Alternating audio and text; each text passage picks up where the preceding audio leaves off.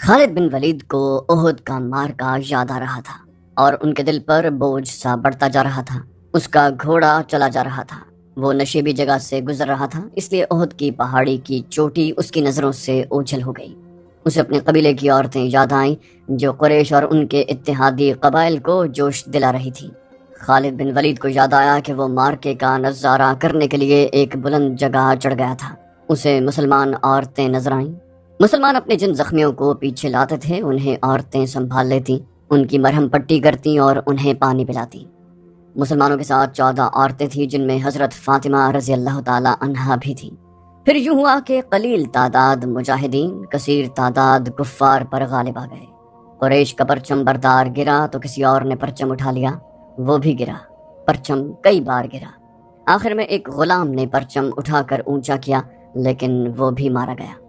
پھر مسلمانوں نے قریش کو پرچم اٹھانے کی مہلت نہ دی، قریش کے جذبے جواب دے گئے۔ خالد نے ان کی پسپائی دیکھی اور یہ بھی دیکھا کہ مسلمان ان کا تعاقب کر رہے ہیں۔ قریش اپنے کیمپ میں بھی نہ ٹھہرے، اپنا مال و اسباب چھوڑ کر افراتفری کے عالم میں بھاگ گئے۔ یہاں سے جنگ کے بعد کا مرحلہ شروع ہو گیا۔ مسلمانوں نے فتح کی خوشی میں اور انتقامی جذبے کے تحت قریش کے کیمپ کو لوٹنا شروع کر دیا۔ وہ فتح و نصرت کے نعرے لگا رہے تھے۔ قریش ایسے بوکھلا کر بھاگے کہ انہیں اپنی عورتوں کا بھی خیال نہ رہا۔ وہ پیدل بھاگی جا رہی تھی لیکن مسلمانوں نے ان کی طرف آنکھ اٹھا کر بھی نہ دیکھا۔ قریش کے گھڑ سواروں کے ایک دستے کا کمانڈر اکرمہ اور دوسرے کا خالد بن ولید تھا۔ انہوں نے مسلمانوں کے پہلوؤں پر حملہ کرنا تھا مگر جنگ کا پانسا بری طرح پلٹ گیا۔ اکرمہ اور خالد نے پھر بھی اپنے اپنے سواروں کو وہیں رکھا جہاں انہیں تیاری کی حالت میں کھڑا کیا گیا تھا۔ خالد کو اس کیفیت میں بھی توقع تھی کہ وہ شکست کو فتح میں بدل دے گا، لیکن جس راستے سے اسے گزرنا تھا وہاں مسلمان تیر انداز تیار کھڑے تھے۔ ان مسلمان تیر اندازوں نے اپنی بلند پوزیشن سے دیکھا کہ قریش بھاگ گئے ہیں اور ان کے ساتھ ہی مال غنیمت جمع کر رہے ہیں، تو وہ بھی اپنی جگہ چھوڑنے لگے۔ ان کے کمانڈر عبداللہ بن جبیر رضی اللہ عنہ نے انہیں کہا کہ اپنے رسول اللہ صلی اللہ علیہ وسلم کی حکم عدولی نہ کرو۔ آپ علیہ السلام کا حکم ہے کہ آپ کی اجازت کے بغیر یہاں سے کوئی نہ ہٹے۔ تیر انداز شور مچاتے ہوئے پہاڑی سے اترنے لگے۔ جنگ ختم ہو گئی ہے، مال غنیمت، فتح ہماری ہے۔ عبداللہ بن جبیر رضی اللہ عنہ کے ساتھ صرف 9 تیر انداز رہ گئے تھے۔ خالد بن ولید نے جب یہ منظر دیکھا تو اسے ایسا لگا جیسے خواب دیکھ رہا ہو۔ وہ یہی چاہتا تھا، وہ تیر اندازوں کو دیکھتا رہا۔ جب وہ قریش کے کیمپ میں پہنچ گئے تو اس نے اس پہاڑی پر حملہ کر دیا جہاں پر عبداللہ بن جبیر رضی اللہ عنہ اور ان کے 9 تیر انداز رہ گئے تھے۔ خالد بن ولید انہیں نظر انداز بھی کر سکتا تھا لیکن ان سے وہ انتقام لینا چاہتا تھا۔ اس کے گھڑ سوار پہاڑی پر چڑھتے جا رہے تھے، اوپر سے تیر انداز تیزی سے تیر برسا رہے تھے۔ اکرمہ نے خالد کو پہاڑی پر حملہ کرتے دیکھا تو وہ بھی اپنے سوار دستے کو وہیں لے گیا اور اس کے گھوڑے ہر طرف سے اوپر چڑھنے لگے۔ سواروں کے پاس بھی تیر کمانیں تھیں، وہ اوپر کو تیر چلا رہے تھے لیکن اتنے گھڑ سواروں کو روکنا اوپر والوں کے لیے ممکن نہ تھا۔ سوار اوپر چلے گئے، تیر انداز دست بدست لڑائی بھی لڑے اور سب زخمی ہو کر گرے۔ خالد نے زخمیوں کو پہاڑی سے نیچے پھینک دیا۔ عبداللہ بن جبیر بھی شہید ہو گئے۔ وہاں سے خالد اور اکرمہ نے اپنے گھڑ سواروں کو اتارا اور اس مقام پر آ گئے جہاں سے مسلمانوں نے لڑائی کی ابتدا کی تھی۔ خالد بن ولید کے حکم پر دونوں نے مل کر مسلمانوں پر حملہ کر دیا۔ مسلمان لڑنے کی حالت میں نہیں تھے لیکن رسول کریم صلی اللہ علیہ وسلم نے مجاہدین کی کچھ تعداد کو اپنے ساتھ رکھا ہوا تھا۔ یہ مجاہدین گھڑ سواروں کے مقابلے میں ڈٹ گئے۔ قریش کے ساتھ جو عورتیں آئی تھیں وہ بھاگ گئیں لیکن امرہ نام کی ایک عورت وہیں کہیں چھپ گئی تھی۔ اس نے جب قریش کے گھڑ سواروں کو مسلمانوں پر حملہ کرتے دیکھا تو اسے قریش کا پرچم زمین پر پڑا نظر آ گیا۔ اس عورت نے پرچم اٹھا کر اوپر کر دیا۔ ابو سفیان نے اپنے بھاگتے ہوئے پیادوں پر قابو پا لیا تھا۔ اس نے ادھر دیکھا تو اسے پرچم لہراتا ہوا نظر آ گیا۔ اس نے حبل زندہ باد اور عزا زندہ باد کے نعرے لگائے اور پیادوں کو واپس لا کر مسلمانوں کو گھیرے میں لے لیا۔ خالد بن ولید کو وہ وقت یاد آ رہا تھا، وہ رسول کریم صلی اللہ علیہ وسلم کو ڈھونڈ رہا تھا اور آج 4 برس کے بعد وہ مدینے جا رہا تھا۔ اس کے ذہن پر رسول کریم صلی اللہ علیہ وسلم کا غلبہ تھا۔ احد کی پہاڑی افق سے ابھرتی آ رہی تھی اور خالد کا گھوڑا خرامہ خرامہ چلا جا رہا تھا۔ خالد بن ولید کی ذہنی کیفیت کچھ ایسی ہوتی جا رہی تھی جیسے اسے آگے جانے کی کوئی جلدی نہ ہو اور کبھی وہ لگام کو یوں جھٹکا دیتا جیسے اسے بہت جلدی پہنچنا ہو، لیکن جس منزل کو وہ جا رہا تھا وہ منزل ابھی اس پر پوری طرح واضح نہیں ہوئی تھی۔ کبھی اسے یوں لگتا جیسے ایک مقناطیسی قوت ہے جو اسے آگے ہی آگے کھینچ رہی ہے، اور کبھی وہ محسوس کرتا جیسے اس کے اندر سے اٹھتی ہوئی ایک قوت اسے پیچھے دھکیل رہی ہے۔ اسے ایک آواز سنائی دیتی، خالد، جو اس کے اندر سے اٹھتی تھی، لیکن اسے حقیقی سمجھ کر اس نے گھوڑے کی باگ کھینچی اور آگے پیچھے دیکھا۔ وہاں ریت کے سوا کچھ بھی نہ تھا، لیکن آواز آ رہی تھی، خالد، کیا یہ سچ ہے جو میں نے سنا ہے؟ خالد بن ولید نے اس آواز کو پہچان لیا۔ یہ اس کے ساتھ ہی اکرمہ کی آواز تھی۔ ایک ہی روز پہلے اسے اکرمہ کہہ رہا تھا، اگر تم یہ سوچ رہے ہو کہ محمد خدا کا بھیجا ہوا نبی ہے تو یہ خیال دل سے نکال دو۔ محمد ہمارے بہت سے رشتہ داروں کا قاتل ہے۔ اپنے قبیلے کو دیکھ لو جو سورج غروب ہونے سے پہلے محمد کو قتل کرنے کی قسم کھائے ہوئے ہیں، صلی اللہ علیہ وسلم۔ خالد نے لگام کو ہلکا سا جھٹکا دیا اور گھوڑا چل پڑا۔ اس کا ذہن پھر 4 برس پیچھے چلا گیا، جب وہ احد کے معرکے میں رسول کریم صلی اللہ علیہ وسلم کو ڈھونڈ رہا تھا۔ وہ قریش کی اس قسم کو پورا کرنے کا عزم لیے ہوئے تھا کہ رسول اللہ صلی اللہ علیہ وسلم کو سورج غروب ہونے سے پہلے قتل کرنا ہے۔ اسے یاد آ رہا تھا کہ مسلمانوں کے تیر اندازوں نے جب پہاڑی چھوڑ دی تھی تو اس نے اس پہاڑی پر حملہ کر کے عبداللہ بن جبیر رضی اللہ عنہ اور ان کے 9 تیر اندازوں کو، جو رسول اللہ صلی اللہ علیہ وسلم کے حکم کی پیروی کرتے ہوئے وہاں رہ گئے تھے، ختم کیا تھا۔ مسلمانوں کے ہاتھوں سے بھاگے ہوئے قریش پھر واپس آ گئے تھے اور انہوں نے اپنے آپ کو منظم کر لیا تھا۔ مسلمان جمار کا ہار چکے تھے اور یہ اپنے رسول اللہ صلی اللہ علیہ وسلم کی حکم عدولی کا نتیجہ تھا۔ خالد بن ولید اور ابو جہل کا بیٹا اکرمہ فن حرب و ضرب کے ماہر تھے۔ ان کے لیے ایک ایک مسلمان کو قتل کرنا اب مشکل نہیں رہا تھا۔ خالد بن ولید دیکھ رہا تھا کہ مسلمان 2 حصوں میں بٹ گئے تھے۔ بڑا حصہ الگ تھا جو اپنے کمانڈر رسول کریم صلی اللہ علیہ وسلم سے کٹ گیا تھا۔ چند ایک تیر انداز رسول اللہ صلی اللہ علیہ وسلم کے ساتھ تھے۔ یہ وہ صحابہ کرام تھے جو قریش کے حملے کی وجہ سے افراتفری کا شکار نہیں ہوئے تھے۔ ان کی تعداد 30 تھی۔ ان میں ابو دجانہ، سعد بن ابی وقاص، حضرت علی، حضرت عبد الرحمن بن عوف، حضرت ابو بکر صدیق، حضرت ابو عبیدہ، طلحہ بن عبداللہ اور مصعب بن عمیر خاص طور پر قابل ذکر ہیں۔ ان 14 خواتین میں سے جو زخمیوں کی دیکھ بھال کے لیے آئی تھیں، 2 رسول اللہ صلی اللہ علیہ وسلم کے ساتھ تھیں۔ ایک عمارہ تھیں اور دوسری ایمن نام کی ایک حبشی خاتون تھی۔ ایمن آپ علیہ السلام کے بچپن میں آپ کی دائیا رہ چکی تھی۔ باقی 12 خواتین ابھی تک زخمیوں کو اٹھانے اور پیچھے لانے اور ان کی مرہم پٹی کرنے میں مصروف تھی۔ خالد بن ولید رسول کریم صلی اللہ علیہ وسلم کو ڈھونڈ رہا تھا، لیکن وہ میدان جنگ میں زیادہ گھوم پھر نہیں سکتا تھا کیونکہ اس کی کمان میں گھڑ سواروں کا ایک جیش تھا جسے اس نے پوری طرح اپنے نظم و نسق میں رکھا ہوا تھا۔ وہ اندھا دھند حملے کا قائل تھا۔ اس کا اصول تھا کہ دشمن کی ایسی رگ پر ضرب لگاؤ کہ دوسری ضرب سے پہلے وہ گھٹنے ٹیک دے۔ آج 4 برس کے بعد جب کہ وہ تنہا صحرا میں جا رہا تھا، اس کے ذہن میں گھوڑے دوڑ رہے تھے، اسے تیر کمانوں کے زناٹے سنائی دے رہے تھے، اس کے ذہن میں مسلمانوں کے نعرے گونج رہے تھے۔ اس کا خیال تھا کہ مسلمان یہ ظاہر کرنے کے لیے نعرے لگا رہے ہیں کہ انہیں موت کا کوئی ڈر نہیں۔ طنز اور نفرت سے اب بھی اس کے ہونٹوں پر مسکراہٹ آ گئی۔ اس نے ارادہ کر لیا تھا کہ وہ زیادہ سے زیادہ مسلمانوں کو قتل کرے گا، قیدی کم ہی بنائے گا۔ اسے ابھی پتہ نہیں چل رہا تھا کہ رسول کریم صلی اللہ علیہ وسلم کہاں ہیں۔ اس نے دیکھا کہ ابو سفیان جو بھاگتے ہوئے قریش کو ساتھ لے کر واپس آ گیا تھا، مسلمانوں کی فوج کے بڑے حصے پر حملہ آور ہو چکا تھا اور مسلمان بے جگری سے لڑ رہے تھے۔ مسلمانوں نے اسے اپنی زندگی کا آخری معرکہ سمجھ کر شجاعت اور بے خوفی کے ایسے مظاہرے کیے کہ کثیر تعداد قریش پریشان ہو گئی۔ یہ صورتحال دیکھ کر خالد بن ولید آگ بگولا ہو گیا۔ اس نے اپنے سواروں کو مسلمانوں پر ہلہ بولنے کا حکم دیا۔ اس نے تلوار نیام میں ڈال لی اور برچھی ہاتھ میں لے لی۔ اس نے مسلمانوں پر عقب سے حملہ کیا۔ اس نے برچھی سے مسلمانوں کو چن چن کر مارا۔ اس کی برچھی جب کسی مسلمان کے جسم میں داخل ہوتی تو وہ چلا کر کہتا، میں ہوں ابو سلیمان۔ ہر برچھی کے وار کے ساتھ اس کی للکار سنائی دیتی تھی کہ میں ہوں ابو سلیمان۔ آج 4 برس کے بعد جب وہ مسلمانوں کے مرکز مدینہ کی جانب جا رہا تھا تو اسے اپنی ہی للکار سنائی دے رہی تھی، میں ہوں ابو سلیمان۔ اسے یاد نہیں آ رہا تھا کہ اس کی برچھی کتنے مسلمانوں کے جسموں میں اتری تھی۔ وہ رسول اللہ صلی اللہ علیہ وسلم کو بھول گیا تھا۔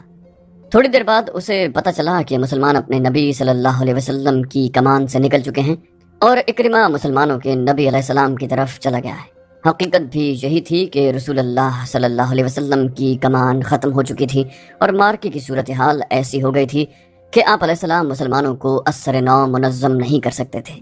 لیکن آپ علیہ السلام اپنی اور اپنے ساتھیوں کی جان بچانے کے لیے میدان جنگ سے نکلنا بھی نہ چاہتے تھے۔ حالانکہ صورتحال ایسی تھی کہ پسپائی کے علاوہ کوئی چارہ نہ تھا، لیکن آپ علیہ السلام کسی بہتر پوزیشن میں جانے کی کوشش کر رہے تھے۔ آپ علیہ السلام کو معلوم تھا کہ قریش آپ کو ڈھونڈ رہے ہوں گے اور آپ کے گروہ پر بڑا شدید حملہ ہوگا۔ آپ صلی اللہ علیہ وسلم ایک پہاڑی کی طرف بڑھنے لگے۔ آپ کے ساتھیوں نے آپ کو اپنے حلقے میں لے رکھا تھا۔ آپ علیہ السلام تھوڑی ہی دور گئے ہوں گے کہ اکرمہ نے اپنے گھڑ سواروں سے آپ علیہ السلام پر حملہ کر دیا۔ قریش کے ایک پیادہ جیش کو کسی طرح پتہ چل گیا کہ رسول کریم صلی اللہ علیہ وسلم پر اکرمہ نے حملہ کر دیا ہے، تو قریش کا یہ پیادہ جیش بھی آپ علیہ السلام کے گروہ پر ٹوٹ پڑا۔ آپ علیہ السلام کے اور آپ کے کسی ایک بھی ساتھی کے بچ نکلنے کا سوال ہی ختم ہو گیا تھا۔ آپ کے 30 ساتھیوں نے اور ان 2 خواتین نے جو آپ علیہ السلام کے ساتھ تھیں، آپ کے گرد گوشت پوست کی دیوار کھڑی کر دی۔ خالد بن ولید کو یاد آ رہا تھا کہ رسول اللہ جسمانی طاقت کے لحاظ سے بھی مشہور تھے۔ اس کا سب سے بڑا ثبوت یہ تھا کہ آپ علیہ السلام نے عرب کے مانے ہوئے پہلوان ریکانہ کو 3 بار اٹھا کر پٹخا تھا۔ اب میدان جنگ میں ان کی طاقت کے ایک اور مظاہرے کا وقت آ گیا تھا۔ گوشت پوست کی وہ دیوار جو آپ علیہ السلام کے فدائین نے آپ علیہ السلام کے ارد گرد کھڑی کر دی تھی، اسے آپ نے خود توڑا۔ آپ علیہ السلام کے ہاتھ میں کمان تھی، ترکش میں تیر بھی تھے۔ اس وقت خالد بن ولید مسلمانوں کے بڑے حصے میں الجھا ہوا تھا۔ اسے جب بعد میں بتایا گیا کہ رسول اللہ صلی اللہ علیہ وسلم اور ان کے 30 ساتھی اور 2 عورتیں قریش کے گھڑ سواروں اور پیادوں کے مقابلے میں جم گئے تھے، تو خالد نے بڑی مشکل سے یقین کیا۔ اس نے ایک بار پھر کہا تھا کہ یہ طاقت جسمانی نہیں ہو سکتی، یہ کوئی اور ہی طاقت ہے۔ اس وقت سے ایک سوال اسے پریشان کر رہا تھا کہ کیا عقیدہ طاقت بن سکتا ہے؟ وہ اپنے قبیلے میں کسی سے اس سوال کا جواب نہیں لے سکتا تھا، کیونکہ فوراً یہ الزام عائد ہو سکتا تھا کہ اس پر بھی محمد صلی اللہ علیہ وسلم کا جادو اثر کر گیا ہے۔ آج وہ یہی سوال اپنے ذہن میں لیے مدینہ کی طرف جا رہا تھا۔ احد کی پہاڑی افق سے اوپر اٹھائی تھی۔ 4 برس پرانی یادیں اسے پھر اس پہاڑی کے دامن میں لے گئیں جہاں اسے اپنا ہی نام سنائی دے رہا تھا، ابو سلیمان، ابو سلیمان۔ وہ اپنے تصور میں دیکھنے لگا کہ ان 30 آدمیوں اور 2 عورتوں نے اتنے سارے گھڑ سواروں اور پیادوں کا مقابلہ کس طرح کیا ہوگا۔ رسول کریم صلی اللہ علیہ وسلم اپنے دست مبارک سے تیر برسا رہے تھے۔ آپ علیہ السلام کے ساتھی بڑھ چڑھ کر آپ کو اپنے حلقے میں لے لیتے۔ ایک مورخ مغازی کی تحریر کے مطابق آپ علیہ السلام اپنے گرد حلقے کو بار بار توڑتے اور جدھر سے دشمن ان کی طرف بڑھتا اس طرف تیر چلاتے۔ آپ علیہ السلام کی جسمانی طاقت عام انسان کے مقابلے میں کہیں زیادہ تھی۔ آپ علیہ السلام کمان کو اس قدر زور سے کھینچتے تھے کہ آپ علیہ السلام کا چھوڑا ہوا تیر جس جسم میں لگتا تھا، تیر کی نوک اس جسم کے دوسری طرف نکل جاتی۔ آپ علیہ السلام نے اس قدر تیر چلائے تھے کہ ایک تیر چلانے کے لیے آپ علیہ السلام نے کمان کو کھینچا تو کمان ٹوٹ گئی۔ آپ علیہ السلام نے اپنے ترکش میں بچے ہوئے تیر سعد بن ابی وقاص رضی اللہ تعالی عنہ کو دے دیے۔ سعد بن ابی وقاص کے نشانے کا کوئی بھی مقابلہ نہیں کر سکتا تھا۔ خود آپ علیہ السلام بھی سعد رضی اللہ عنہ کے نشانے کو تسلیم کرتے تھے۔ ادھر مسلمان ابو سفیان اور خالد کے ہاتھوں کٹ رہے تھے اور خون کا آخری قطرہ بہہ جانے تک مقابلہ کر رہے تھے۔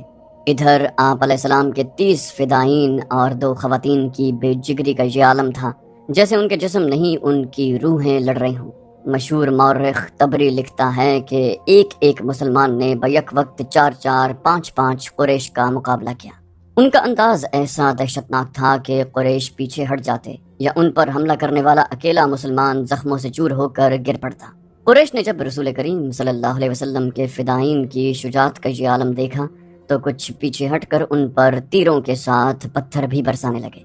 اس کے ساتھ ہی قریش کے چند گھڑ سوار سرپٹ گھوڑے دوڑاتے آپ علیہ السلام پر حملاور ہوئے، لیکن آپ علیہ السلام کے ساتھیوں کے تیر ان کے جسموں میں اتر کر انہیں واپس چلے جانے پر مجبور کر دیتے۔ اس صورتحال سے بچنے کے لیے قریش نے چاروں طرف سے تیروں اور پتھروں کا مہ برسا دیا۔ خالد بن ولید کو اکرمہ نے بتایا تھا کہ ابو دجانہ محمد صلی اللہ علیہ وسلم کے آگے جا کھڑے ہوئے، ان کی پیٹھ دشمن کی طرف تھی۔ ابو دجانہ بیک وقت 2 کام کر رہے تھے، ایک یہ کہ وہ اپنے تیر سعد بن ابی وقاص کو دیتے جا رہے تھے اور سعد بڑی تیزی سے تیر برسا رہے تھے۔ اس کے ساتھ ہی ابو دجانہ محمد صلی اللہ علیہ وسلم کو تیروں سے بچانے کی کوشش کر رہے تھے۔ تیروں اور پتھروں کی بارش میں کوئی نہ دیکھ سکا کہ ابو دجانہ کس حال میں ہے۔ جب ابو دجانہ گر پڑے تو اس وقت دیکھا کہ ان کی پیٹھ میں اتنے تیر اتر گئے تھے کہ ان کی پیٹھ خارپشت کی پیٹھ لگتی تھی۔ رسول اکرم صلی اللہ علیہ وسلم کو بچانے کے لیے آپ علیہ السلام کے کئی ساتھیوں نے جان دے دی، لیکن اکرمہ اور اس کے گھڑ سواروں اور پیادوں پر اتنی دہشت طاری ہو چکی تھی کہ وہ پیچھے ہٹ گئے۔ قریش تھک بھی گئے تھے۔ رسول کریم صلی اللہ علیہ وسلم نے اپنے ساتھیوں کا جائزہ لیا۔ ہر طرف خون ہی خون تھا، لیکن زخمیوں کو اٹھانے اور مرہم پٹی کرنے کا موقع نہ ملا۔ دشمن ایک اور حلہ بولنے کے لیے پیچھے ہٹا۔ رسول اکرم صلی اللہ علیہ وسلم نے اپنے ساتھیوں سے کہا، مجھے قریش کے ایک اور آدمی کا انتظار ہے۔ آپ علیہ السلام کے ایک صحابی نے پوچھا، کون ہے وہ یا رسول اللہ؟ کیا وہ ہماری مدد کو آ رہا ہے؟ آپ علیہ السلام نے فرمایا، نہیں، وہ مجھے قتل کرنے آئے گا، اسے اب تک آ جانا چاہیے۔ صحابی نے پوچھا، لیکن وہ ہے کون؟ آپ علیہ السلام نے فرمایا، ابی بن خلف۔ ابی بن خلف رسول کریم صلی اللہ علیہ وسلم کے کٹر مخالفین میں سے تھا۔ وہ مدینے کا رہنے والا تھا۔ اسے جب پتہ چلا کہ رسول اللہ صلی اللہ علیہ وسلم نے نبوت کا دعویٰ کیا ہے تو ایک روز وہ آپ علیہ السلام کے پاس آیا اور اس نے آپ علیہ السلام کا مذاق اڑایا۔ آپ علیہ السلام نے تحمل اور بردباری سے اسے اسلام قبول کرنے کی دعوت دی۔ ابی بن خلف نے گستاخانہ لہجے میں کہا تھا، کیا تم مجھے اتنا کمزور سمجھتے ہو کہ میں تمہارے اس بے بنیاد عقیدے کو قبول کر لوں؟ میری بات غور سے سن لو محمد، کسی روز میرا گھوڑا دیکھ لینا، اسے میں اس وقت کے لیے موٹا تازہ کر رہا ہوں جب تم قریش کو پھر کبھی جنگ کے لیے للکارو گے۔ اب بدر کے خواب دیکھنے چھوڑ دو، میں اسی گھوڑے پر سوار ہوں گا اور تم مجھے میدان جنگ میں اپنے سامنے دیکھو گے، اور میں اپنے دیوتاؤں کی قسم کھا کر کہتا ہوں کہ تمہیں اپنے ہاتھوں قتل کروں گا۔ رسول خدا صلی اللہ علیہ وسلم نے مسکرا کر کہا تھا، ابی، زندگی اور موت اس اللہ کے اختیار میں ہے جس نے مجھے نبوت عطا فرمائی ہے اور مجھے گمراہ لوگوں کو سیدھے راستے پر لانے کا فرض سونپا ہے۔ ایسی بات منہ سے نہ نکالو جسے میرے اللہ کے سوا کوئی بھی پورا نہ کر سکے۔ یوں بھی تو ہو سکتا ہے کہ تم مجھے قتل کرنے آؤ اور تم میرے ہاتھوں قتل ہو جاؤ۔ ابی بن خلف رسول اللہ صلی اللہ علیہ وسلم کی اس بات پر طنزیہ ہنسی ہنس پڑا اور ہنستا ہوا چلا گیا۔ اب احد کے مارکے میں رسول اللہ صلی اللہ علیہ وسلم کو ابی بن خلف یاد آ گیا۔ جو ہی آپ علیہ السلام نے اس کا نام لیا تو دور سے ایک گھوڑا سرپٹ دوڑتا آیا۔ سب نے ادھر دیکھا۔ رسول اکرم صلی اللہ علیہ وسلم نے اپنے ساتھیوں سے کہا، میرے عزیز ساتھیوں، مجھے کچھ ایسا لگ رہا ہے جیسے یہ سوار جو ہماری طرف بڑھتا آ رہا ہے ابی ہی ہوگا۔ اگر وہ ابی ہی ہوا تو اسے روکنا نہیں، اسے میرے سامنے اور میرے قریب آنے دینا۔ مورخین واقدی، مغازی اور ابن ہشام نے لکھا ہے کہ وہ سوار ابی بن خلف ہی تھا۔ اس نے للکار کر کہا، سنبھل جا محمد، ابی آ گیا ہے، یہ دیکھ میں اسی گھوڑے پر سوار ہوں جو تمہیں دکھایا تھا۔